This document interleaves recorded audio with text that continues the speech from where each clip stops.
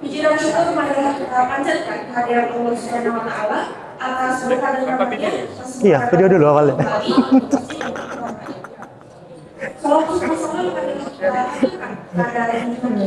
Diam baik, biar panjang kita kelambu. Allah masalli wa sallim wa barik ala. Merasakan upaya Ramadan seperti saat ini. Yang terhormat Ustazah Hamzah selaku Wakil Kepala Madrasah Tingkat Pasaman, yang kami hormati Bapak Ibu Guru Iya. Iya, harusnya Ibu Awali ya. pada hari ini Gantian, iya. Ya, tukar-tukaran terus sama Payah. Pada kesempatan kali ini, kita akan kembali mendengarkan tausiah Ramadan yang akan disampaikan oleh Ustaz Bina SPDI dengan tema keutamaan berbakti kepada orang tua dan guru. Dan JR itu kan swasta Untuk tuh. membuka acara tausiah Ramadan pada sore kali ini, marilah kita bersama-sama mengucapkan lafal basmalah. Bismillah. Berikutnya adalah penyampaian materi yang akan disampaikan oleh Ustaz Bina. Sebelum itu, izinkan saya membacakan profil singkat mengenai pemateri kita. Beliau bernama Ustaz Sayyidina SPDI, tempat tanggal lahir, Pengulutan, 8 Mei 1987. Pendidikan terakhir beliau adalah Universitas Muhammadiyah Palembang. Riwayat pekerjaan, guru madrasah aliyah dan guru madrasah sanawiyah. Dan untuk hidup beliau adalah hidup adalah perjuangan, dan perjuangan ini tidak akan berakhir sampai kaki menginjakkan pintu surga. Lagi nggak ada ya? Selanjutnya, marilah kita simak bersama-sama penyampaian materi yang akan disampaikan oleh Ustaz Sayyidina. Kepada beliau, waktu dan tempat kami persilakan.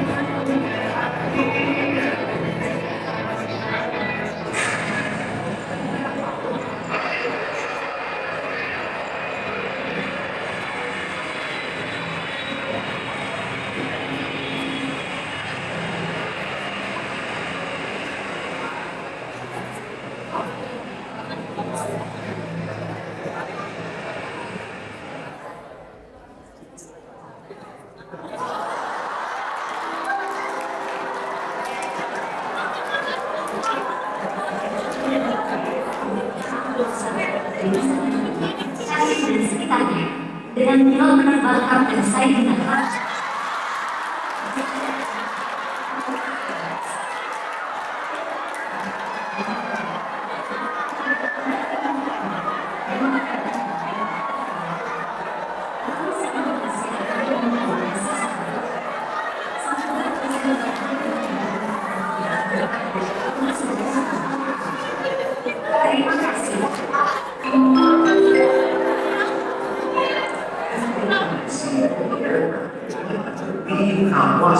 major kitchen, canteen, and surrounding areas, with pilot capital siting the hospital.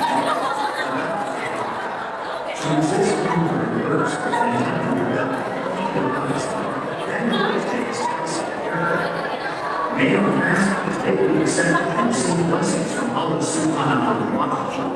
Thank you.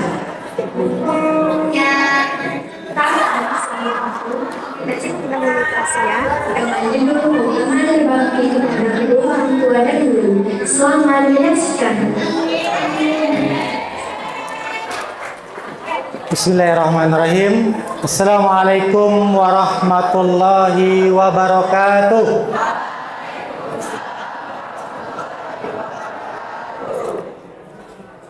Alhamdulillahirabbil alamin wa bihi nasta'in ala umuri dunya waddin. Assalatu wassalamu ala asrofil anbiya'il mursalin wa ala alihi washabbihi ajmain, amma ba'd.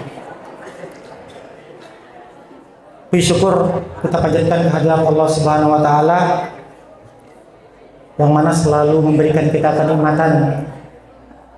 Selain ini saja, kita diberikan hujan yang menyejukkan udara kita sehingga mungkin ada yang tertidur tambah nyenyak tidurnya, kemudian dibangunkan karena akan bilang berbuka puasa.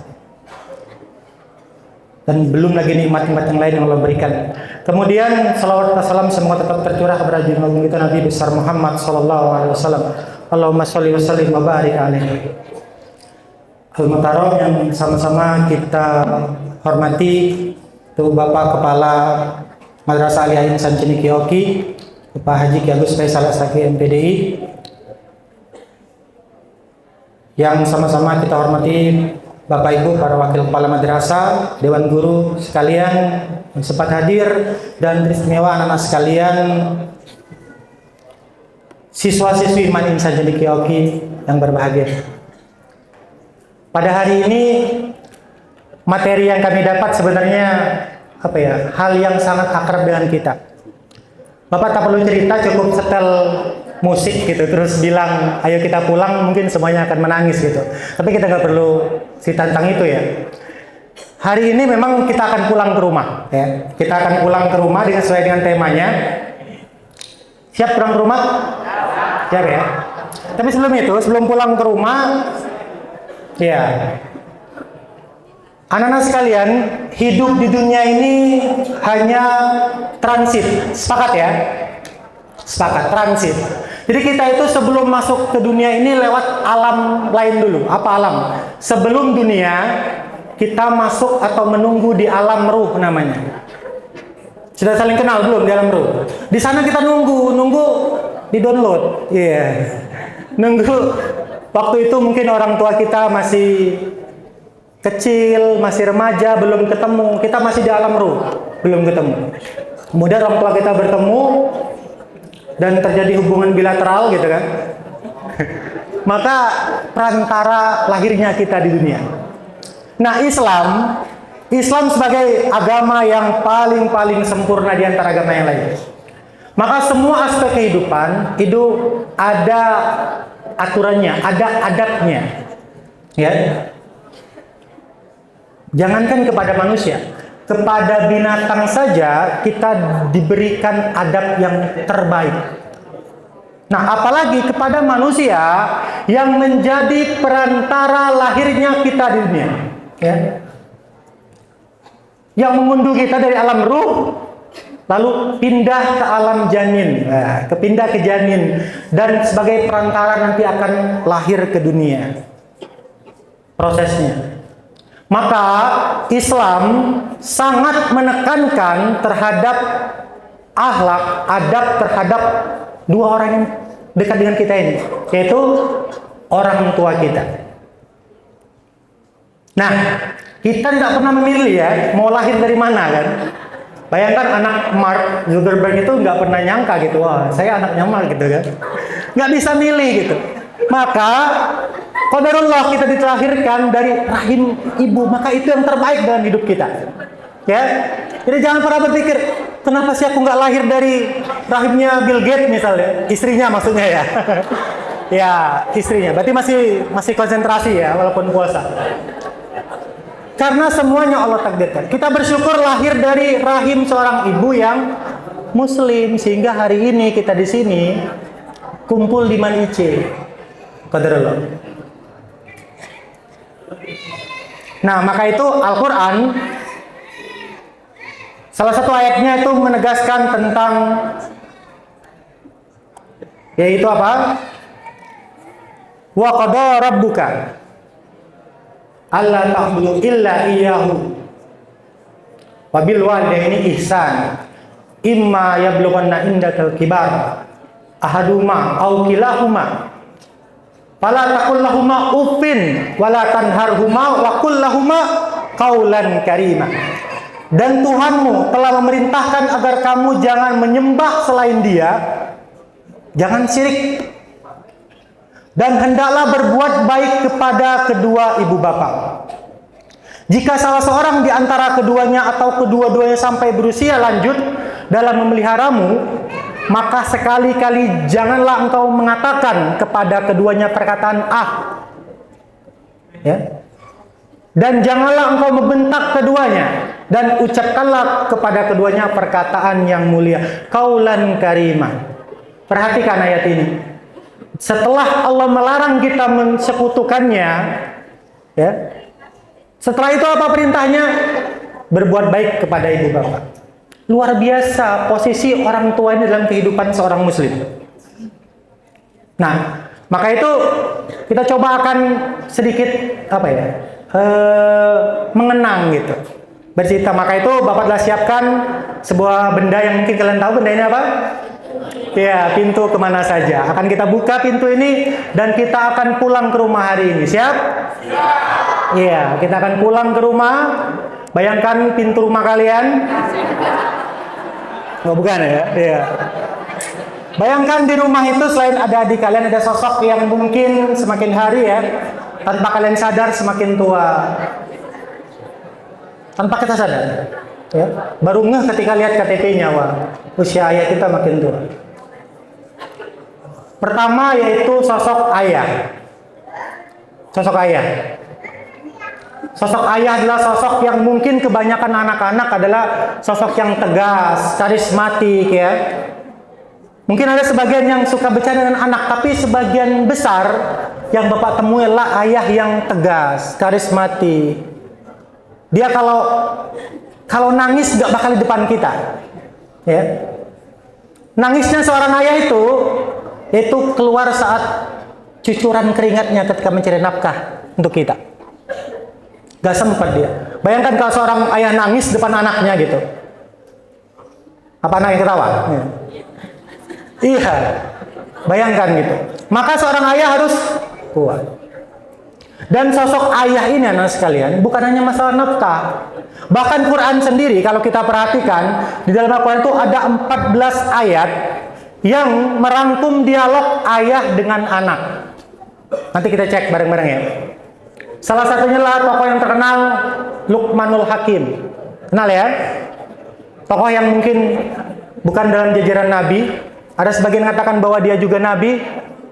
Sosok ayah yang luar biasa bijaknya. Ada lagi Nabi Yakub alaihissalam. Ya, yang ketika dia khawatir kepada sosok anaknya nanti, bukan karena nanti anaknya nggak makan apa-apa, tapi ma ta'buduna min ba'di. Nanti setelah aku tiada engkau nyembah apa, nak? Itu sosok ayah yang luar biasa. Sedangkan dialog ibu dengan anak itu beberapa di antara adalah Siti Maryam ya dengan Nabi Isa. Jadi banyak dialog ayah. Kenapa? Posisi ayah, ya. Posisi ayah di rumah itu sebagai figur. Mungkin kalian pernah melihat, mengalami bahwa seorang itu kadang dipandang karena ayahnya. Banyak politikus di Indonesia gitu, yang naik daun, yang hebat karena embel-embel ayahnya. Walaupun orangnya berkualitas, tapi embel-embel ayahnya. Maka ayah di rumah itu merupakan peran yang sangat penting sekali. Selain dari memang mencari nafkah, ya. Kadang-kadang ada ayah yang mungkin pulang setahun sekali, ada itu. Ya, yang pelayaran itu berbulan-bulan gak pulang. Ada yang ditempatkan di tempat yang jauh. Apakah ayah tidak rindu dengan anaknya? Jawabannya rindu, tapi gengsi mungkin bilang, nah ayah rindu enggak, nanti takut dia akan nangis. Maka dia simpan tangisnya itu mungkin di tengah malam gitu. Cuma lewat video call, dia akan terlihat girang gitu. Lihat anaknya, oh kemarin merangkak, sekarang sudah bisa naik motor trail gitu kan, wah cukup besar gitu ya. Iya, iya, karena ya tadi dia jarang pulang. Tapi itulah pengorbanan seorang ayah. Maka Sosok ayah itu sangat berperan dalam kehidupan, dan nanti seorang anak laki-laki akan menjadi ayah semuanya, insya Allah. Ada datang Ustaz.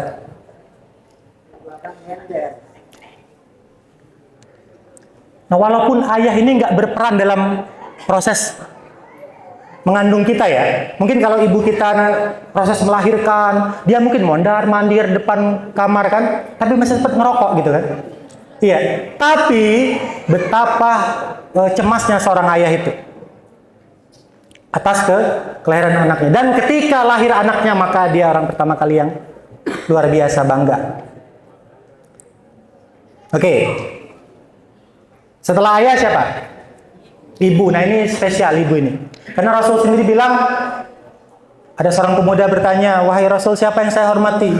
"Ibumu." Setelah itu Rasul, "Ibumu." Setelah itu, "Ibumu." Setelah itu siapa ya Rasul? "Bapakmu." Jadi itu satu ayat 3 ibu, gimana maksudnya? Enggak ya? Oh, artinya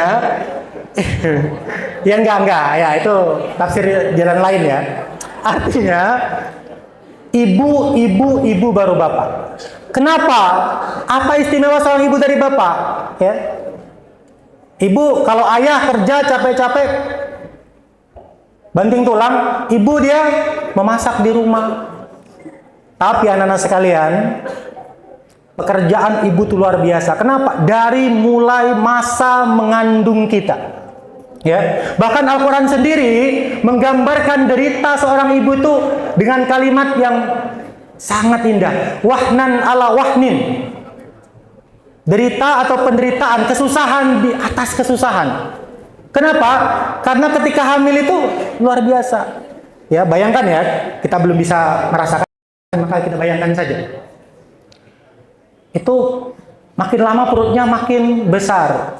Ada yang 3 kiloan mungkin. Dulu waktu di MTS, Bapak pernah ngajak anak-anak Bapak untuk ambil batu bata 2, diikat dengan tali, kita ikat di pinggang, keliling lapangan. Baru 3 kali keliling sudah nyerah. Ibu kita, kalian tahu nggak? Nggak tahu ya? Iya. Ibu kita itu mengandung kita tuh nggak pernah ditaruh sekalipun. Oh, kata, "Ay capek, taruh," nggak pernah. Kemana-mana dibawa, nyuci, ngepel, semuanya. Ya. Enak kalau bisa di portable gitu kan, ditaruh sebentar. Nggak bisa. Oh, bayangkan ketika kita nendang kita, ini bakal jadi pemain bola ini. Padahal kita nendang kan, kurang ajar waktu itu. Oh, pemain bola, bahagia ditendang gitu kan. Iya, kalau besar ini jangan ya. Ya, ketika kecil ditendang. Dielus malam-malam gitu kan, dielus. Ya. Belum itu, 9 bulan proses makin besar kandungannya. Kemudian tibalah saatnya pada masa-masa di mana pertaruhan antara hidup dan mati. Dan subhanallah, Allah Maha Adil. Seorang ibu kalau dia, nauzubillah ya, kalau dia melahirkan dan dia gugur, meninggal, maka mendapatkan pahala syahid. Jadi ketika dia meninggal, maka syahid akhirat dia. Kenapa? Karena luar biasa perjuangannya ketika melahirkan itu. Ya. Nah, dari situlah anak-anak sekalian, dari alasan itulah kenapa Islam itu menekankan bahwa setiap anak itu harus berbakti kepada orang tuanya. Nah, sebelum kita masuk, apa sih kewajiban kita kepada orang tua kita? Maka kita akan simak satu video yang mungkin pernah kalian simak. Ini video cukup lama tapi luar biasa viral dulu ya. Saya Pani dari Surabaya. Umur saya 73. Aduh, maaf. Ya. Saya Pani dari Surabaya. Umur saya 73. Saya anak tinggal di Pati. Aduh, maaf. Maaf ya. Saya Pani dari Surabaya. Saya 73. Saya anak tinggal di Pati ini karena keluarga saya nggak mau. Jadi saya terpaksa tinggal di sini.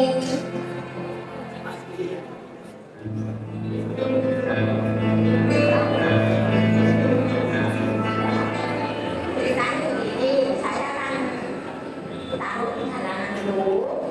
Katanya gini, kalau aku nggak ada yang ambil gimana? Ya terserah. Kalau emak ada yang ambil gimana? Ya terserah. Kalau ada yang emak juga.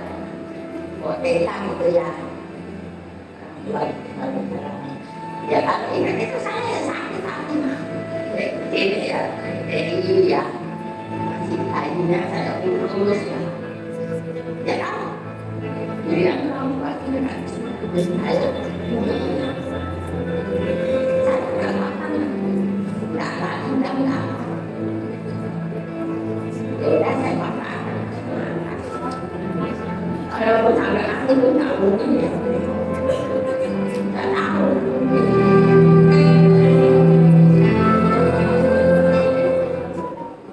Ya, mudah-mudahan sampai ada ibunya. Saya kasih saya nggak ada orang ibu bukan keluar dari aku yang keluar dari aku. Ya, itu kisah nyata anak-anak sekalian. Ada seorang anak yang tega membuang ibunya di jalanan. Wah, kayaknya kalau dulu tahu kayak gitu ya, mungkin waktu kecil nggak usah dirawat aja anak itu. Nauzubillah min zalik ya. Nah, terkait dengan video itu anak sekalian, ada hak, ada kewajiban yang dilanggar oleh anaknya.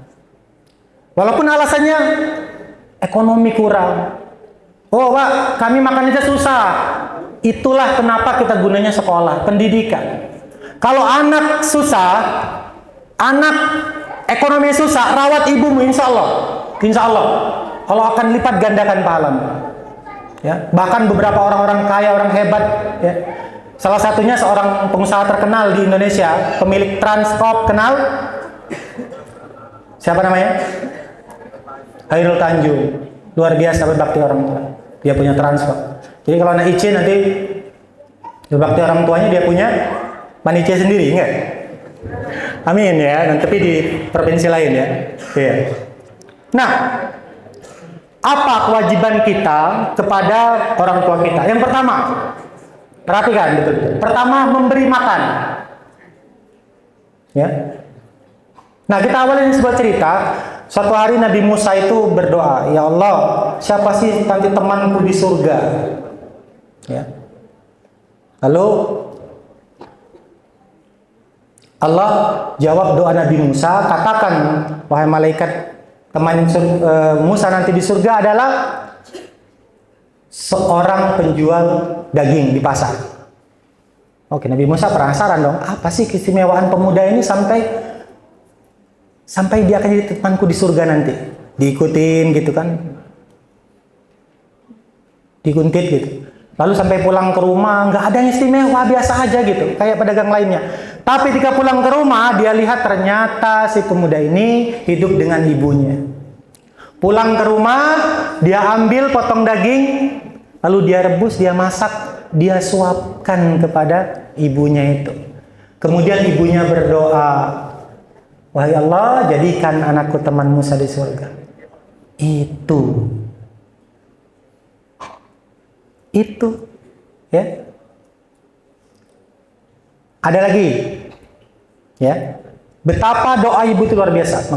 Ada seorang anak kecil gitu, ada tamu main, ibunya masak, kemudian dia bawa pasir, dimasukkan dalam pasir dalam masakannya itu. Ibunya orang beriman, orang berilmu, pergi sana kamu nih, jadi imam Masjidil Haram katanya gitu. Ibunya ini marah, tapi marahnya marah orang berpendidikan, anak Ice ini. Pergi sana, jadi kepala Ice, ya, Ice Serpong gitu kan. Marah anaknya, ibunya ini. Tapi marahnya marah berkualitas. Beda kalau marahnya orang di dusun Konoha sana. Anak setan kamu. Maaf sensor nanti ya. Iya. Anaknya jawab, kamu bapak setan, ibu setan gitu ya. Bapak cuma bisa ketawa karena tetangga bapak gitu ya. Iya. Oh ya, anaknya cerdas, ibunya cerdas ya. Ini anak ibu yang cerdas, pergi sana jadi imam Masjidil Haram. Apa yang terjadi? Anak itu sekarang jadi imam 2 masjid besar di dunia. Masjidil Haram dan Masjid Nabawi. Siapa namanya? Syekh Sudais.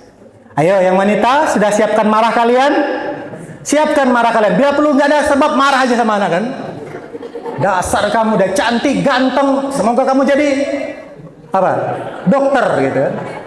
Iya, itu orang yang berpendidikan. Hati-hati ya, hati-hati. Kenapa? Termasuk juga pendidikan, jangan sampai ketika kita marah, nanti kan jadi orang tua juga akan terlepas. Nah, kembali ke topik tadi bahwa memberi makan itu kewajiban anaknya. Ya, kewajiban anaknya. Apalagi perhatikan, anak laki-laki. Kenapa?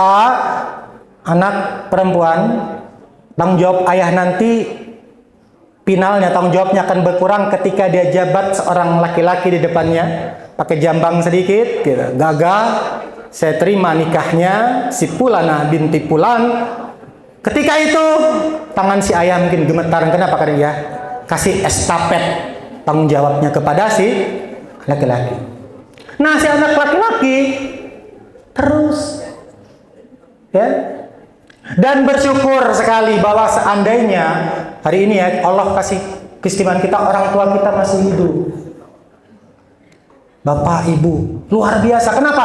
Rugi kalau nggak jadi apa? Pintu surga bagi kita. Selain itu apa lagi? Tempat kita apa ya? Keramat kita. Ya, nanti Bapak ada beberapa cerita kemarin Bapak himpun ketika anak-anak lulus dari SNBP, ya, itu beberapa anak yang ada sih ceritanya orang tuanya ada banyak ternyata. Bahkan salah satunya guru gitu. Nanti ya, spoiler dulu biar kalian gak ngantuk. Cerita bagaimana orang tuanya luar biasa dalam kehidupannya. Maka memberi makan. Nah, anak perempuan bagaimana? Anak perempuan tetap datang kunjungi ibunya. Kunjungi. Ya. Alangkah indahnya kalau anak IC gitu dikasih kiriman, ya, uangnya ditabung sedikit. Pulang ini beliin ibunya mukena di Shopee yang sel itu ya. Ya saya kasih tahu harga ya. Nanti ibunya cari. Beli mukena terus pulang, Bu. Ibu ini untuk ibu apa? Idul Fitri gitu. Wah, ibunya kalau orangnya bisa nggak nangis gitu. Ya. Ya yang harganya mungkin 100.000 atau ada 50 ribuan ada. Tapi bukan masalah mukenahnya, tapi masalah siapa yang memberikan itu. Ya. Nah, yang laki-laki nanti kalau sudah kerja, ada yang jadi dokter bakalnya, oh ya, amin. Kalau jadi arsitek, gaji pertama itu orang tuamu harus merasakan. Amin, doa ya. Ya Allah, panjangkanlah umur ibu kami agar kami punya ibu bapak, maksud bapak. Ya Allah, panjangkanlah ibu dan bapak kami umurnya agar kami punya waktu panjang untuk membahagiakan mereka. Pastikan itu jadinya. Memberi makan. Lalu apa yang kedua? Yaitu menjawab panggilannya. Nah, kadang bapak rewel ya, kalau hari Minggu ada anak yang nggak minjem HP gitu. HP cepet. Nggak ngabarin orang tuanya gitu kan. Sekali-kali dong, kalian yang telepon ke rumah. Telepon, tapi kirim pulsa dulu kalau nggak ada kan. Bu, kirim pulsa, saya mau telepon gitu. Telepon ibunya, kata-kata pertama adalah, Bu, apa kabarnya? Sehat. Ayah gimana? Sehat. Ada yang kayak gitu? Ada yang kayak gitu? Ya, kebanyakan orang tua telepon, katanya kamu sakit, iya. Kata hobimu, ya. Jadi katanya kabarnya, ibu gimana sehat, ya. Bahkan ketika berbuka puasa, anak-anak sekalian selipkan ketika berdoa itu, ya Allah berikanlah berbuka puasa makanan yang lebih enak dari yang kami makan untuk orang tua kami di rumah. Ya, setidaknya rasanya, ya, rasanya yang lebih enak dari yang kita makan. Nah, maka termasuk menjawab panggilannya itu, ya. Ajak ngobrol, mungkin ceritanya biasa aja, kemarin kucing tetangga, sekedar biasa aja, dengerin gitu. Kenapa? Dia butuh teman cerita.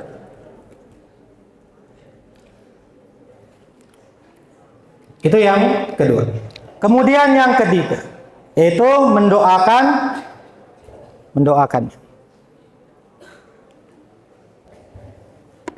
Nah, kita diajarkan oleh Al-Quran ya, doa yang selalu kita ucapkan yaitu Rabbir firli wali walidayya warhamhuma kama rabbayani shaghira. Doa yang indah sekali.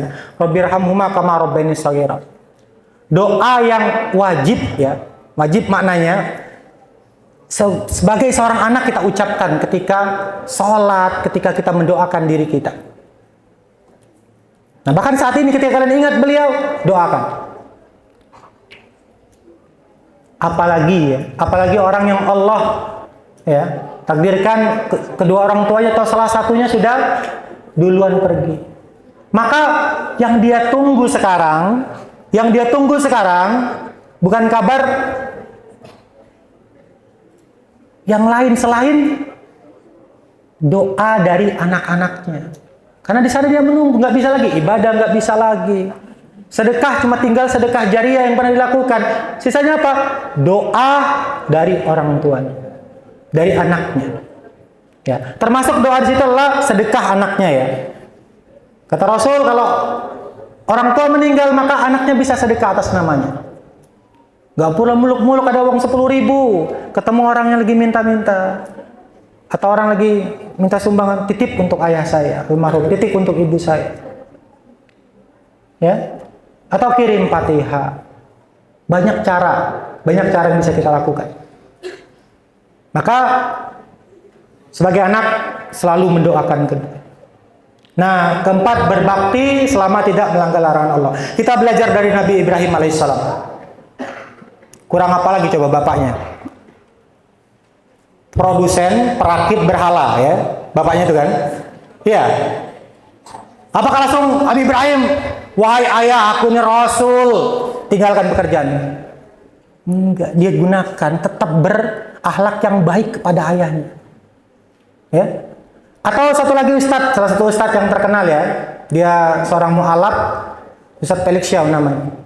Ayahnya itu masih belum masuk Islam. Tapi apa yang dilakukan? Tetap dia berbaik. Tetap berbuat baik kepadanya. Ya. Bahkan ayahnya ini suka ngajak diskusi. Maka kita doakan ayahnya semoga masuk Islam.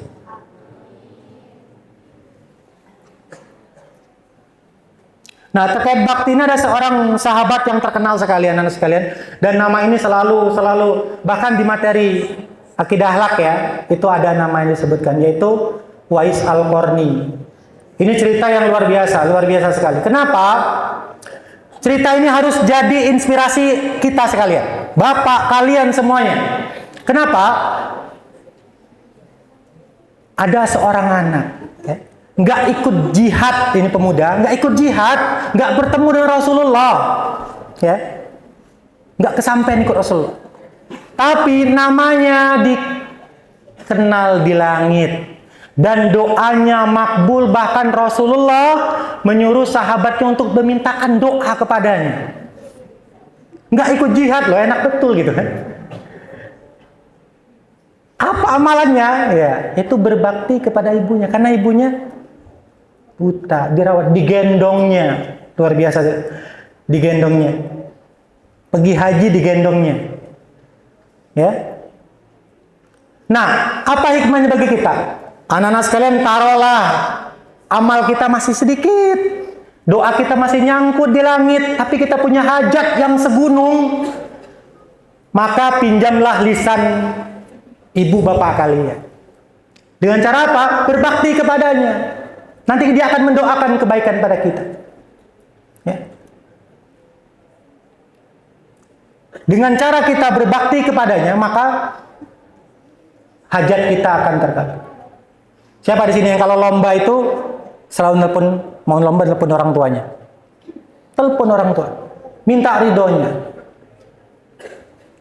Kenapa? Karena ridho orang tua luar biasa, berpengaruh dalam kehidupan kita. Ya. Nah, yang terakhir yaitu mencari keridhoannya anak-anak sekalian. Bagaimana ridho orang tua itu merupakan ridho Allah. Ridho Allah fi ridho walidain, wa suhtul fi suhtul walidain.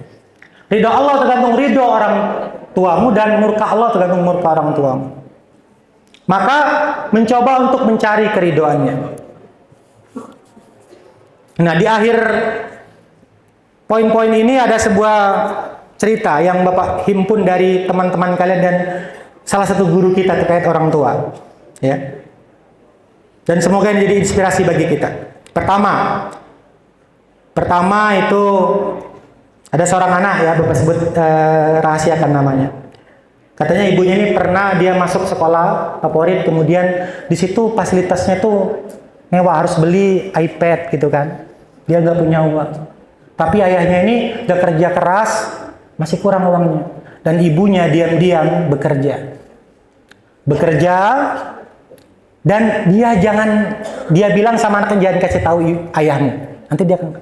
Ternyata lebih miris lagi ketika ibunya bekerjanya dalam keadaan sakit. Hanya untuk dia agar sekolah dengan baik. Dan qadarullah anak itu tadi alhamdulillah lulus SNBP, alhamdulillah. Iya. Sukses. Salah satunya, ya, nggak semuanya Bapak sebutkan. Yang kedua, ketika COVID kemarin ekonomi orang tuanya termasuk down, ya. Tapi orang tua tidak pernah menampakkan kegelisahan padanya. Dia selalu bilang, wah kita mampu gitu. Kamu jangan pikirkan. Dan mereka banting setir, bekerja apapun untuk agar anaknya tetap bisa sekolah. Cerita itu Bapak dapat real dari anaknya langsung, ya. Dan alhamdulillah anak itu juga lulus, ya. Yang ketiga, ayah ini cuek gitu agak. Dia mengidolakan, pengen dulu anaknya jadi dokter gitu. Kakaknya pengen jadi dokter tapi nggak kesampaian. Agak sempit ini, ya. Dokter berapa orang? 8 orang, ya. Ya. Nah, kemarin alhamdulillah ayah ini kan orangnya cuek, ya, karismatik gitu, nggak kelihatan. Kemarin ketika lulus dokter, datang ke sini ayahnya, dipeluknya katanya. Dia bangga bahwa anaknya lulus jadi calon dokter. Alhamdulillah. Alhamdulillah.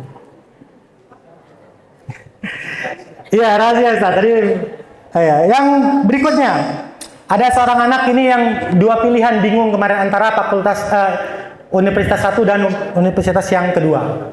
Tapi ayahnya memberikan pilihan, masuk UI saja katanya. Dan dia ikuti ridho orang tuanya, ikut UI dan lulus, alhamdulillah. Alhamdulillah. Nah, plus ada bonus katanya, ada 2 orang guru yang berjasa. Sebenarnya materi hari ini tergantung orang tua juga, Ustaz, tapi waktunya mepet. Termasuk 2 guru yang dia sebutkan katanya, yang selalu memberikan dia motivasi, dorongan. Alhamdulillah katanya dia lulus, ya. Cewek orangnya. Aduh, kok sempit, ya. Nah, terakhir yang the best ini, seorang guru. Guru IC. Guru IC ini katanya, Pak, dulu ketika dia mau kuliah, ibunya inilah yang mondar-mandir kemana-mana mencarikan beasiswa. Bahkan ke badan amil zakat, ya, dia yang mencarikan. Mondar-mandir. Bapak tanya gitu, maaf Pak gitu, ibunya ini orangnya lincah gitu. Emang pengalaman? Enggak, biasa aja, tamatan SMP. Tapi karena ingin anaknya sukses, ya, maka dicarikan mondar-mandir cari beasiswa untuk anak, dan alhamdulillah anaknya lulus salah satu kampus terbaik dan masuk jadi guru IC. Beruntung sekali anak IC, ya. Alhamdulillah. Nah, cerita-cerita itu anak-anak sekalian adalah merupakan cerita yang akan jadi motivasi bagi kita semua agar menjadi anak yang berbakti pada orang tua. Katakanlah doa kita masih kurang, amal kita masih kurang, maka di rumah ada 2 orang, setidaknya 2 orang yang bisa kita mintakan ridhonya. Dan di sini di IC ada banyak orang tua kalian, sama derajatnya dengan orang tua kalian, sama. Orang tua kalian mendidik kalian zahir, dan guru di sini, orang tua di sini secara batin di sini. Maka hubungan antara murid dan guru, anak dan ayah sama. Sampai maut memisahkan, tidak akan ada yang namanya mantan. Perhatikan, ya. Nggak ada kata-kata, oh itu guruku dulu. Nggak ada. Demi Allah nggak ada, ya. Oh itu guruku dulu waktu sekolah di Man IC gitu. Ya, bahkan Imam Ali radhiyallahu an dia pernah memuliakan seorang Yahudi karena mengajari dia bagaimana tahu cara anjing itu yang balik atau tidak. Maka dianggap sebagai gurunya. Apalagi ini guru kita yang sama-sama muslim mengajari kita siang malam, maka derajatnya sama seperti orang tua kita. Mari sama-sama kita doakan semua guru-guru kita dimanapun berada, semoga Allah berikan kebahagiaan ya, berikan rahmat, kesejahteraan insya Allah. Dan orang tua kita di rumah juga semoga diberikan kebahagiaan. Amin ya rabbal alamin. Bisa dari kami, mohon maaf apabila banyak kesalahan. Kepada Allah kita mohon ampun. Akhirul kalam, wabillahi taufiq wal hidayah. Wassalamualaikum warahmatullahi wabarakatuh. Terima kasih kepada Ustaz Sayyidina atas penyampaian materi yang luar biasa sekali bagi kehidupan kita. Nah, kesimpulan yang dapat kita ambil dari materi tadi adalah hidup di dunia ini hanya transit. Kita terlahir ke dunia melalui perantara, yaitu orang tua. Islam sangat mengedepankan adab terhadap orang tua. Sosok ayah sangat berperan terhadap kehidupan anak.